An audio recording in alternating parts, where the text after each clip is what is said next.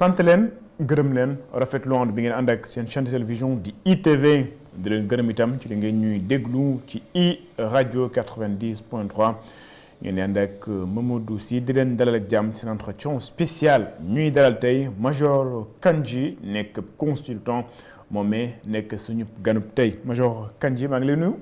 mais maa ngi lay fay si di kontaan ci invitation bi. Major Kandji kon nekk suñu ganub tey ñu naan ak seq ak moom waxtaan ci li nga xam nag moom moo soxal wàllum actualité mbirum indemnisation ñi nga xam ni ñoom ñooy victime événement yu 2021 jàpp 2024 ñu wax itam ci sécurité routière waxtaan itam ci insécurité bi nga xam ni ñu ngi koy nemmeeku fii ci réewum Sénégal laal itam lu soxal wàllum CEDEAO xam ngeen ni Mali Burkina Faso ak ki nga xam nag moom mooy Niger bokkatuñ ci jamono ji ci kuréel boobee di CEDEAO dinañ ci àddu itam njeexital yi nga xam ni moom mën a jural suñu réew waaye itam réew yi nga xam ne nag ñoom ñoo ŋànk kuréel boobee. Alors Major fan yi dégg nañ ki nga xam ni moom mooy ministre de la famille daal di yëkkatee kaddu wax li nga xam nag moom mooy li nguur gi waxoon ni dina ko jëfee maanaam génne lu toll si juróomi milliards daal di indemniser noonu lañ ko woowee li nga xam nag ñoom ñooy ñi loru wala ay victimes ci manifestation yu fi amoon ci 2021 bi d'abord ci procédé bi dégg nga ministre bi wax na li nga xam nag moom mooy fukki millions yoo xam ni moomee la ñu jagleel njaboot ñi nga xam ni ñoom ñoo ñàkk seen bakkan ci yooyu lépp événement 500 000 francs ci ñi nga xam ni ñoom ñooy amaana détenu wala ñiy jëlee gaañu ci manifestation yooyee lim boobee foofee la yem ci procédé bi d'abord nan nga ko gisee. xam nga procédé bi parce que y avait une loi d'amnistie. donc dédommagement bi est la suite logique. parce que loi d'amnistie la responsabilité civile. du ko mën a dindi. donc en quelque sorte état bi moo substitué wu à la responsabilité civile. état bi moo reconnaître ne moo war a dédommager. donc en conséquence ci fond bi amul problème maintenant li problème bi éventuellement mooy forme bi. mooy par exemple kii dédommagé et comment le dédommager. léegi dañ ne ñi loru ñi décédé moom c'est de facto comme ni ñu ko defoon ci bateau le Joola quoi. on avait dédommagé tout ce qui était décédé même ñu burle woon fay ñu paas ak même les bandits yi nekkoon ci bateau bi sax. doon tafoog ñëpp lañ fay. c'est-à-dire on n'a pas regardé que kii am na billet amul billet wala kii da doon tafu wala bandi loolu on n'a rien regardé on a payé tout le monde parce que dañu décédé. ñu fay seen parents yi dédommagé leen. dans le cas d'espèce depuis 2021 aujourd'hui il y avait beaucoup de problèmes beaucoup de violence.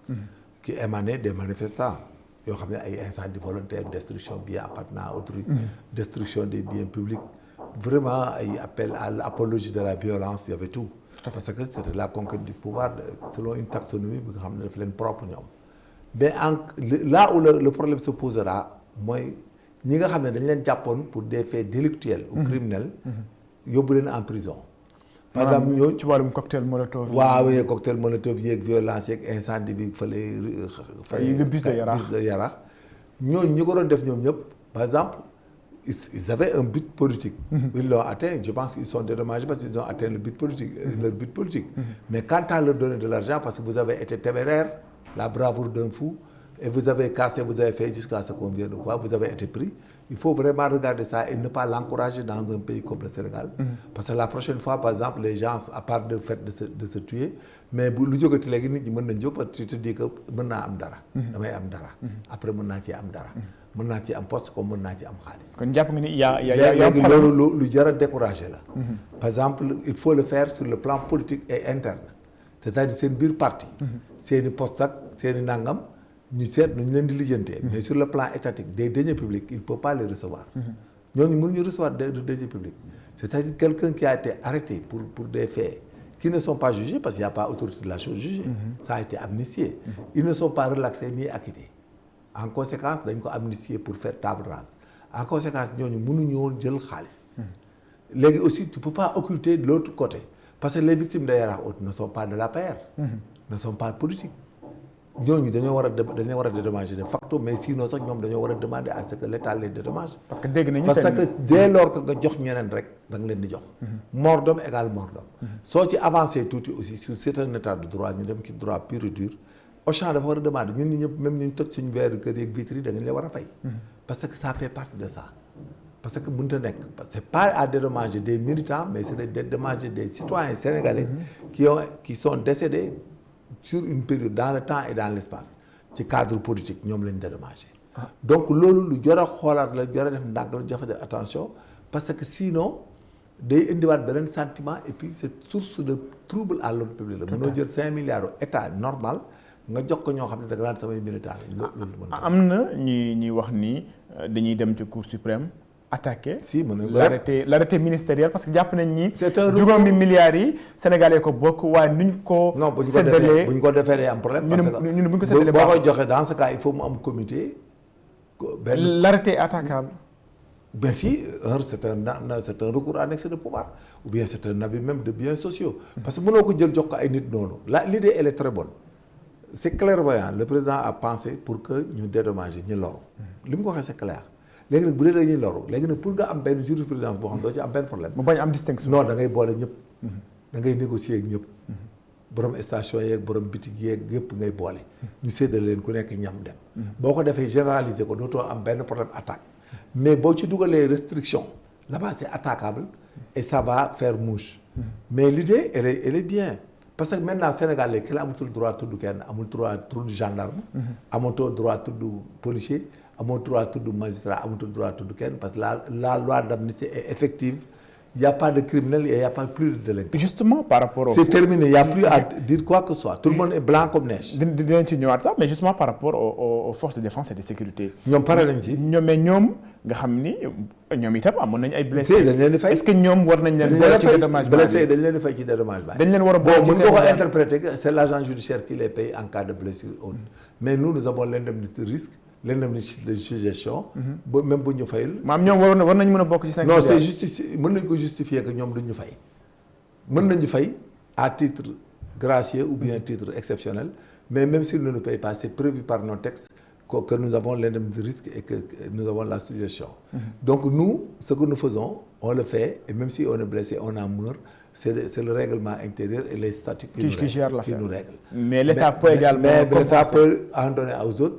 Parce que c'était fait dans le bateau de Diola. Les gendarmes qui étaient en service là-bas ont été payés. Alors qu'un gendarme, même s'il meurt en service commandé, parfois, il n'est pas dédommagé sur le plan interne, mais sur le plan assurance avec un tiers, il peut avoir quelque chose. Si c'est un accident de la circulation avec un tiers, c'est pas un problème. Mais un gendarme, boo demoon tey benn ratissage fenn wala casement wala dara wala militaire wala policier wala dara bu ñu la reyee aussi l'État ne fait que te liquider ta pension mais ne te fait pas. benn député bu faree ci parti PASTEF loolu day tax ma ñëw ci la loi d'amnistie dafa wax ni lii buñ ko jàppee indemnisation entre guillemets c'est un soulagement maanaam fexe ba xaw a soulager mais indemnisation bu mu jàpp ni moom mooy dëgg bi mooy que cette loi d'amnistie soit d'abord enlevée et que justice soit faite. Est-ce que c'est faisable?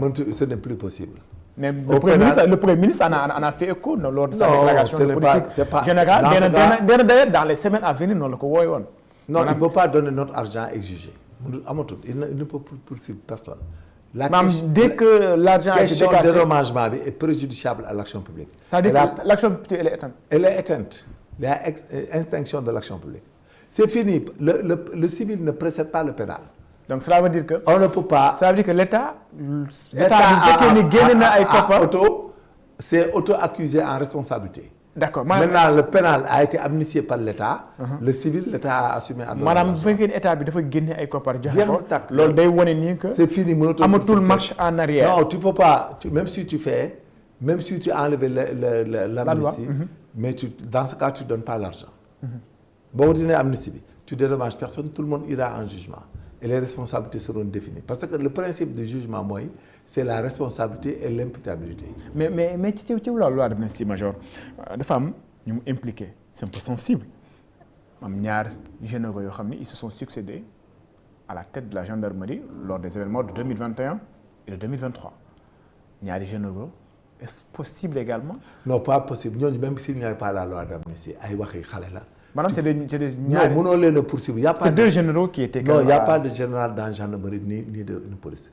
Nous sommes des OPJ. Dans ce que nous faisons, dans l'exercice de service au Sénégal, il n'y a pas de grade. il n'y a pas de subordination hiérarchique en matière d'OPJ. Cela veut dire maanaam. Officier de police judiciaire. ñun moom la ñu. man je suis directeur d'enquête je suis plus gradé que les OPJ. man bu may jàpp nit boo ma waxee bàyyi ko di ma jaay affaire du ma ko bàyyi. le genre ne peut pas me dire de laisser quelqu'un. amul. donc da ngay bañ kenn ñemewu laa wax ne bàyyi nit. amul loolu donc un général de gendarmerie ou de un colonel de police là mënoo ko poursuivre au maintien de l'ordre ni dans l'exercice de la police judiciaire parce que nous y a pas de subordination hiérarchique. maanaam. amul chef ci affaire bu ñuy liggéey ñun. maanaam amul kuñ ne. amul kilifa kii moo joxe ordre wala kii moo joxe ordre amul kilifa mënta nekk amul ci ñun. le texte l'a dit aux articles 10 13 12 13 14 15 16 17 18 19 20. 21 67 69. dama lire ko boo ko lire dans le code de procédure pénale il y a pas de subordination hiérarchique en matière d'OPJ. et nous tous les actes que nous posons nous les posons en vertu de nos qualités d'OPJ. Nous sommes au parti au maintien de l'ordre. L'officier qui commande le maintien de l'ordre est un officier de police judiciaire. C'est à lui de juger l'opportunité d'agir, d'utiliser la force et les moyens. D'accord. Il n'y a pas de ça dans chez nous. C'est pas comme l'armée même. Mais si on est dans l'armée avec des recrues, même si camarades, c'est les policiers. maanaam bu su ma la déggee dañu naan 2021 général bi moo. non même bu ñu def 2024 général bi moo fi nekkoon. nañ leen ñoom ñaar non maintien de l'ordre ak police judiciaire amul chef. D'accord. Il n'y a pas de chef. Donc impossible nga joxoñ baaraam nga naan diw. Non, il y a le système des bandits intelligents d'abord, comme le théorisé Kamel Sélé, en parlant de l'ordre légal, l'ordre illégal, et puis que l'armée même avait un règlement que les ordres sont à exécuter sans murmure ni commandement, l'autorité qui les donne en est entièrement responsable, parce que c'est des hommes de trouble, c'était normal, on en discutait, mais en chez nous, ay gendarmes policiers, il n'y a pas de chef qui peut te donner ordre ou ne pas te donner ordre. mun laa wax li ngay def mun laa tere li ngay def man su may jàpp ne sama brigade je l'arrête kenn du ko gendarme bi du ko régler du ko toppatoo su ma génnee maintien de l'ordre nda song ma utiliser des armes c'est dans des arguments de la légitime défense dans les arguments des faits justificatifs et puis on a un décret 74 571 chez nous en gendarmerie qui nous stipule quand tu dois tirer autre. Nous sommes des OPG, il n'y a pas de chef. D'accord. Il n'y a pas de colonel Hello. Il n'y a pas de commandant compagnie qui puisse être responsable de quoi. Gis nga ki dem ki terrain mooy juger opportunité li muy def. S'il y a une infraction commise au maintien de l'ordre, il en répond seul. Si on le blesse aussi, il porte plainte et le commandement agit. C'est-à-dire loolu dafa ñun Sénégal dañ ko dépassé amul chez nous. Comment vous pouvez voir un pays comme la France, le chef d'état-major de la gendarmerie française qui est à Paris, les gens sont en Corse ou en Nouvelle-Calédonie, des gendarmes autres, il y a des manifestations.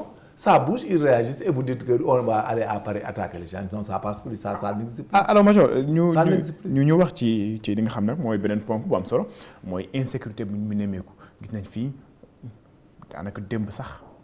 tey suba am na 3 suba waaw mu am sax insécurité bi d'abord circulation nga non insécurité bi gis nañ fii ca Saint-Louis mu am koo xam ni dañ kaa rendi ñu gis ca banlieue jëye bi nga xam ne amoon na foofu rawatina ca Malika mu am feneen yoo xam ni bëri nañ ci lu ñuy dégg gis nañu itam enseignant bi nga xam ni ca Barkédji nga xam ni nit fekk ko ci ay bërëbam daal di koy dóor ay jaas yi ndax doomam waaw ak yeneen maanaam insécurité bi nu mu xawee jéggi dayoo ci jamono ji naam ki nga xam ni police ñu ngi def des opérations coup de poing chaque week-end ñu ngi wàcc ñu ngi naan jàpp nañu ay 300 ay 400 ay 500 mais est-ce que ce sont des mesures dissuasives nga jàpp ni.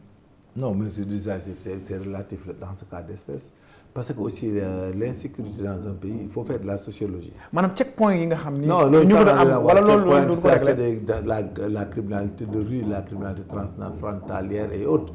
Mais le phénomène qui se passe au Sénégal est un phénomène très difficile à maîtriser. Parce que c'est des crimes domestiques. Des fois ay trafic de drogue la dans les quartiers wala ñu sàcc di séddoo ñii di trafic de drogue. mu am problème. waaye ñii di agressé ci domestique ci ruq yi ay Thiaroye Guédiawaye Touba Mbacké donc c'est un sérieux problème boo xam ne il faut ñu changer ñun de paradigme et puis population bi ñooy gën a joxe indice pour que ñu mën a jël les associations de malfaiteurs. La dernière fois am na ku doon wax ni population bi aussi. waaw surtout ci diwaan Kédougou nee na duñu collaborer Thiaroye dem Grand Dakar dem Touba dem Mbacké dem Kaolack dem Saint-Louis dem fenn dans un quartier da ngay gis ay gars xam dañ fay nekk doomu waa quartier bi imam bi sax da ciy am doom mu nekk tukkatu yamba wala di jaay yamba wala nekk. mais kenn du ko boole. mais les gens ne disent rien léegi nag seen biir noonu la ñu nekk sax ba kenn rey moromam après ñu ne insécurité du insécurité. Là c'est maanaam ci d'abord ci population bi la c'est l'incognito c'est la promiscuité l'incognito dans les quartiers l'échec scolaire l'usage de la drogue et des intrigues, la perversion, le désir de paraître parce qu'ils sont influencés par les télé et autres gosses yi ñu am léegi Sénégal loolu xam nga réew moo xam ne aussi gars yi jàngatuñu léegi gosses yi jàngeetuñ métier dem toog fa jàngeetuñ daara dem toog fa école bi il pense que tardement la da ngay dil dem. y a également le phénomène des jeux au hasard. oui c'est ça les jeux ci gañtaa bi des fois gis benn day gagné rek noonu dem yow booy jàng waa ji gagné nga la romb bëgg laa dominer donc yow tem nga gis c'est la perversion tu vas dire que tu es perverti tu laisses tout à l'heure tu me parlais des femmes mais imagine au Sénégal on ne peut pas avoir des meutes de femmes une horde de femmes yoo xam ne toilette mooy seen jàng école mooy seen métier te elles s'en sortent donc foofu il y a des sources de criminalité là-bas dans ce milieu si tu parles de dégradation des mœurs mais tu perds ton temps les mœurs sont dégradées bon ce ne sont même pas dégradées les mœurs sont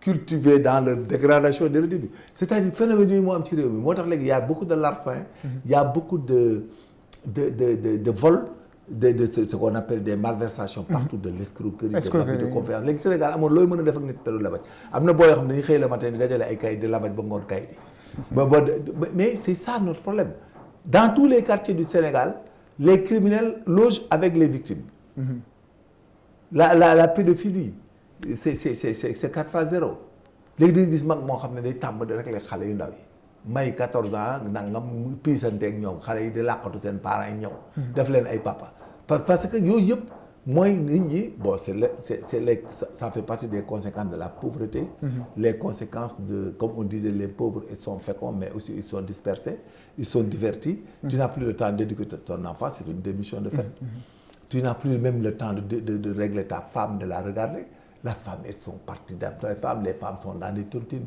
au Sénégal les femmes sont ay ndeyale ay xawma lanante alors waaw Major leneen li aussi loo xam ni naam mën nañu ci wax kon nguur gi mën nañu wax ni le gouvernement a du pain sur la planche maanaam tey jii ñi nga xam ni moom mooy général pas le général ki nga xam ni moom mooy le nouveau commandant de la gendarmerie mooy Martin Faye maam itam Seydou Ndour su ma juumul waaw maam Seydou Ndour mooy de la police tey nga jàpp ni yan pexe la ñu war a laal ngir peut-être dissuader ñi nga xam ni amaana ñu ngi jëf yu ñaaw jooju. ñu ngi nekk nag actuellement dans la proactivité mais la proactivité là-bas c'est pour que des crimes avérés les crimes ce qu'on appelle une criminalité vraiment apparente mais la criminalité réelle est difficile à combattre au Sénégal ce que les gens font dans les maisons et autres la police ne peut et la gendarmerie ne peut pas absolument non mënuñu dem ci maisons yi même dans les quartiers ils peuvent agir que dans la voie publique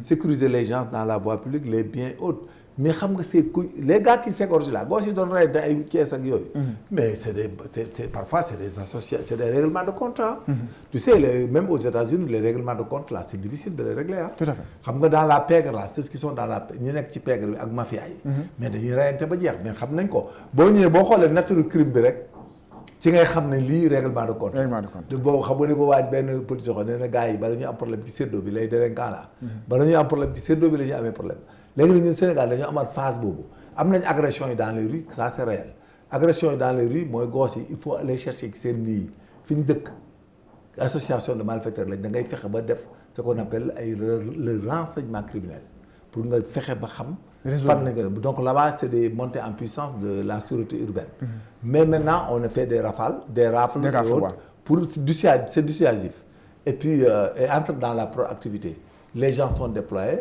mais bref tant que les populations dans les quartiers organisées wuñ leen les Sénégalais amuñu culture de dénonciation la police ne pourra jamais être efficace à 100% à 90%. li nga xam ne moom mooy beneen bi mooy c'est la sécurité mais la sécurité routière accident yi ñu ngi taqaar naa si problème boobu dafa am accident yi dafa ñu ngi taqaar naa si ci dafa mel ni année 2025 nu mu duggaatee ni année 2024 nu mu commencé woon noonu la may accident yi da ngay dégg 7 morts 4 morts 5 morts c'est extraordinaire ñu ngi wax ni que surtout ci autoroute à péage bi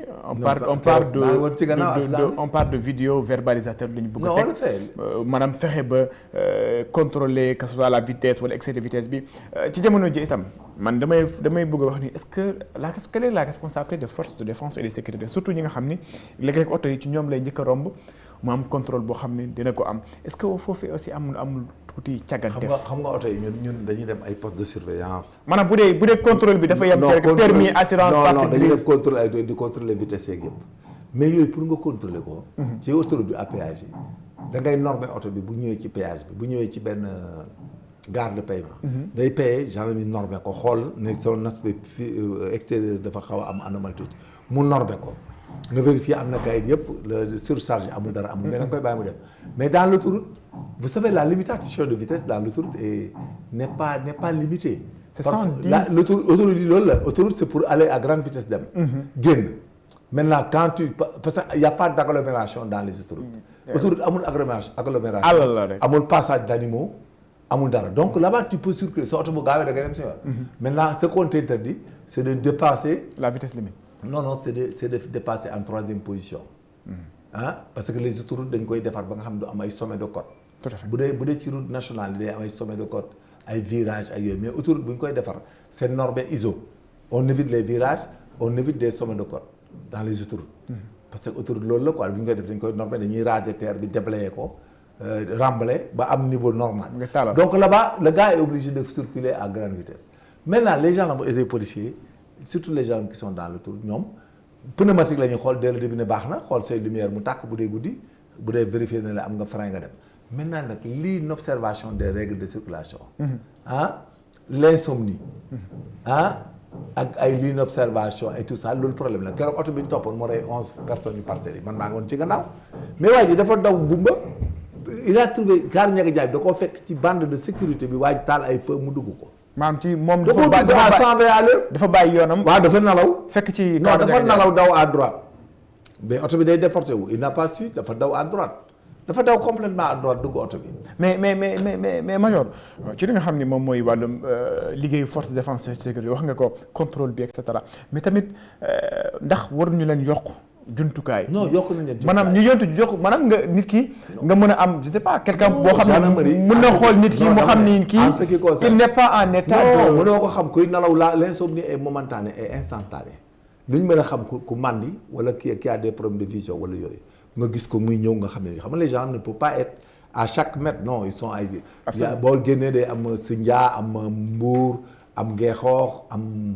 boo génnee Fatick boo génnee Thiès am na ay policiers nga avancé ainsi de suite c'est des postes de contrôle maintenant nag liy problème gendarme yi mooy quand le gars jub na poste bi day normé. maanaam même apprenti bi naan ko gaa yi ci kanam même police gendarme bi bu dee ci route nationale yi nga xam ne à double voie la. oto bi ñëw da lay clignoter ne gaa yi ci kanam.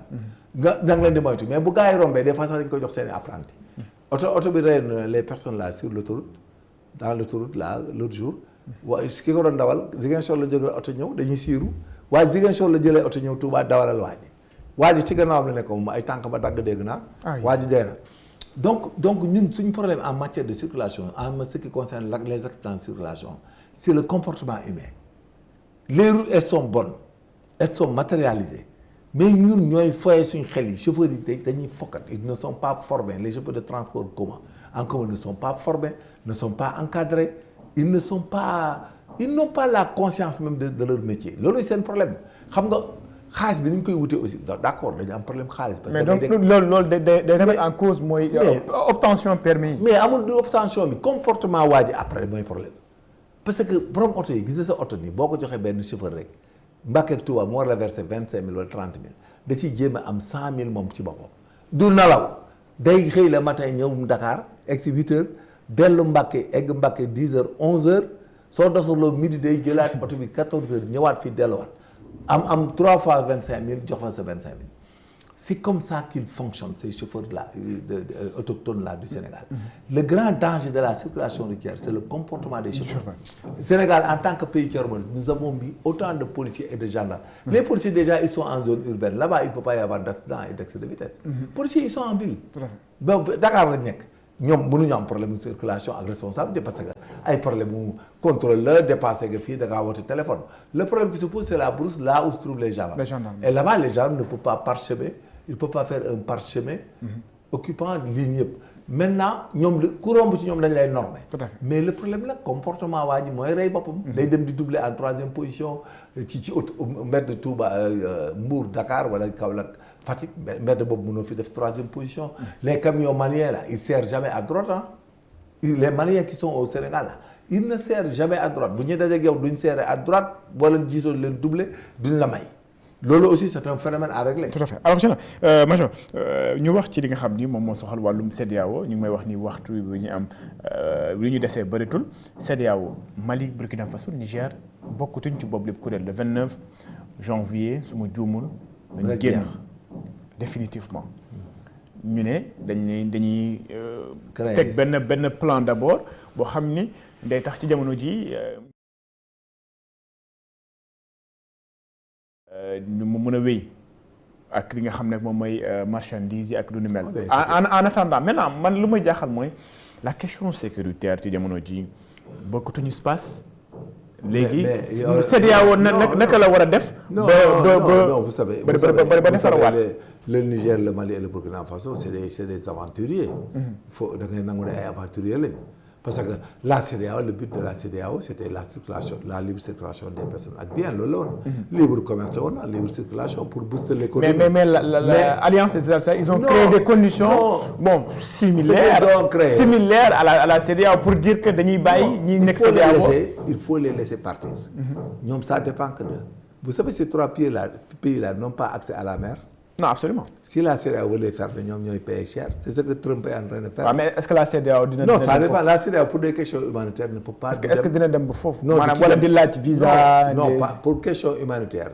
CEDEAO du egg ak ñoom ci yooyu dañ leen di suivre léegi ñoom si ils acceptent la libre circulation des personnes et des biens, ça veut dire qu'ils ont adhéré à la CEDEAO de fait. Mais pas de droit. C'est de fait, pas de droit. Ñi ngi créé une armée pour leur sécurisation, mais c'est normal parce qu'ils sont dans la pègre de l'insécurité. Et le Sénégal le Sénégal est un pays excentré qui n'est pas dans le jeu. L'histoire de la CEDEAO et autres, le Sénégal ne peut pas en souffrir.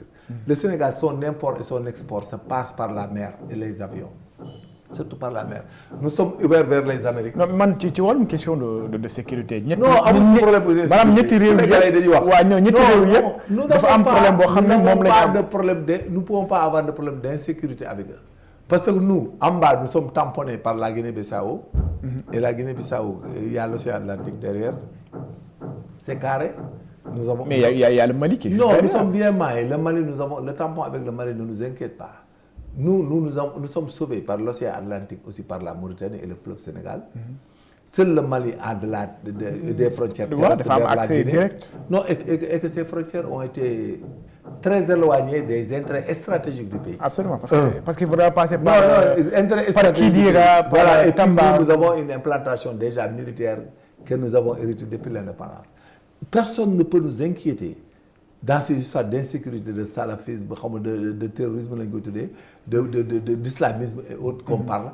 Nous n'avons pas un problème parce que nous avons pris toutes les dispositions. Et que nous, c'est nous qui pouvons les porter, mais eux, ils ne peuvent pas nous porter. Madame, parce que nous... non, amul problème d'insécurité, nous ne pouvons pas. Il ne peut pas nekk. Ay wax la nii di wax fii rek liñ mën boo attaqué attaque mun bu la neexee nga dem fekk benn poste nga attaqué ko mais ñun ku ñu songu yaay génne sa bopp da nga génnaat sa bopp. parce que nous avons la géographie et l'état du terrain culture bi. ak dispositif yi ñu def ñun mën nañu permettre ñun Sénégal ñu défendre suñuy frontières vers le Mali et la Guinée. mais dañuy faral di wax ni les frontières du Sénégal sont poreuses. non c'est poreux non la porosité des frontières. maanaam nit ki bu ñëwee. non la porosité est due. au respect des principes de libre circulation des personnes. mais tey est-ce que jotul ñu. non bu accord yi compromettre kenn du duggati Mauritanie yi mënuñu fay dugg Sénégalais ñuy dugg yëpp dañuy fer ba Kédougou fermer ba yoonu Bakel bi fermer yoonu Kidira bi. fermer lépp Guinée-Bissau ñu fermer leen ba et puis ba pare ku dugg ci dëkk bi ñu xool say kayit boo ko amul ñu génn la. c'est-à-dire ñun loolu jaaxaluñu parce que ñun on peut le faire mais le Sénégal dafa am culture boo xam ne képp ku fi dugg rek d'habitude en Afrique on te laisse c'est culturel Sénégalais sax duñ ko nangu di la xaaj ak seen. mais bis bu ñu ci demoon ñoom ñu demante ak ñun ñu digaale ko ak ñoom on ferme tout et puis ñoom mënuñu ñu entraver xamul tax mënuñu ñu entraver c'est eux qui gagnent avec nous parce que le Mali là moo fi indi bétail dañu ko jaay. Le Mali même bu ñëw teg bétail ñun mën nañ jënd bétail bu ñu demee ba jaaxle. on peut prendre les bêtes au Brésil les Brésiliens vont nous amener de la viande surgelée et des le Sénégal a une ouverture sur l'océan Atlantique. sur plusieurs façades. Nous avons beaucoup de ports on peut faire des ports extraordinaires à Saint-Louis. on peut faire tout port que nous avons à Kayar Mboro. Nous pouvons faire des ports que nous voulons à Bargny, Dakar, Sendou et partout. Et que nous ce qui est essentiel pour survivre nit dund. Nous l'exportons de l'extérieur et que nous ne faisons pas de transit. Nous l'importons directement des autres pays et nous accostons dans nos ports. Et donc en tout état de cause. CEDEAO ñun ñoo leen di porter ñoo leen mën a aider ñu ne Côte d'Ivoire. Mais ñoom mënuluñu dara ay pays de Sahel ne peuvent rien contre le pays. Et puis c'est notre perte sax de nous divertir avec ces gens. Major Kandji moom mi nekkoon suñu gan ci seen entretien spécial Major entretien bi jeex na ma bala nga tàggatoo. li ñuy tàggatoo mooy amnistie am na état bi jël na responsable fay na dina fay ñëpp mais Sénégal aussi c'est terminé amatul ku fiy tudd doomi aadama personne n'a plus le droit d'attaquer qui que ce soit par rapport ay naan rey naag gaañ naag responsable nangam képp ku fi attaqué ti nit wala di ko tudd wala dara dañ lay defal citation directe amnistie lañ def l'État a pris notre argent et a payé aux gens c'est réglé et c'est fini. D'accord.